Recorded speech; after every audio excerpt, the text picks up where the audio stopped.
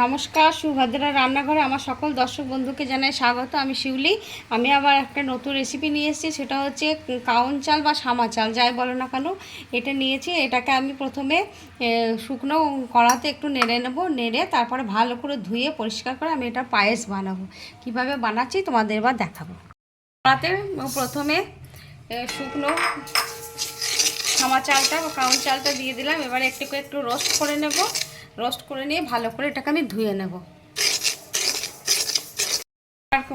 চালটা রোস্ট হয়ে গেছে। এবার এটাকে আমি পাত্রের মধ্যে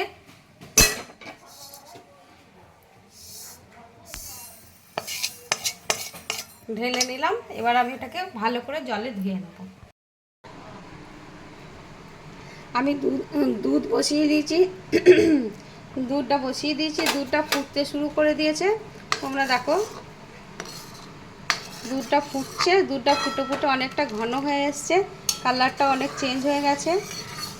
অনেকক্ষণ আমি আগে দুধটা বসিয়ে দিয়েছি। আর একটু কেশর বা জাফরান যাই বলো, তো দুধের মধ্যে আমি গরম দুধে ভিজিয়ে রেখেছি। এবারে আমি এই যে সামা চালটা কাউন চালটা আমি দিয়ে দিচ্ছি। দুধের মধ্যে দিয়ে দিলাম। এটাকে একটু ফুটিয়ে নেব।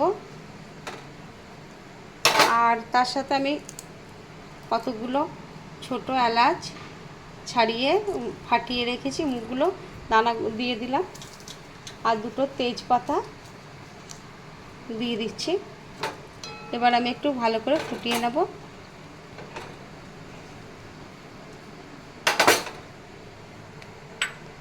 আর জাফরান মেশানো দুধটাও আমি এর মধ্যে দিয়ে দিলাম। এবার একটু ভালো করে ফুটে যাক, তারপর একটু চিনি দেব। আমি কতগুলো কাজু দিয়ে দিচ্ছি। আর একটু কনডেন্স মিল্ক দিয়ে দিলাম।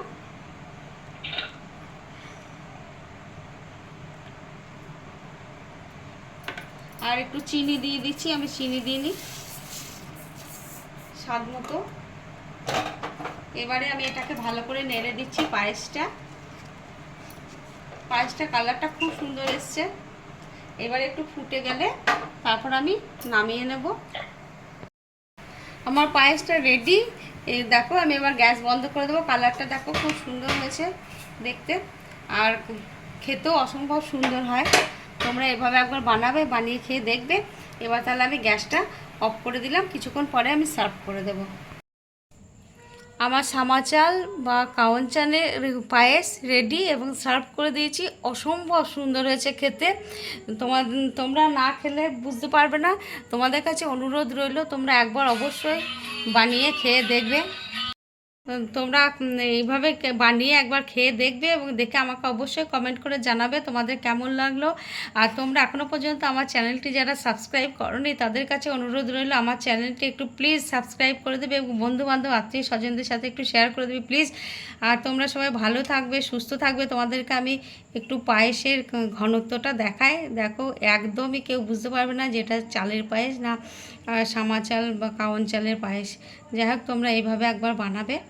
আর তোমরা সবাই সুস্থ থাকবে, ভালো থাকবে। তোমাদেরকে সবাইকে অসংখ্য অসংখ্য ধন্যবাদ। নমস্কার, অনেক অনেক ভালোবাসা।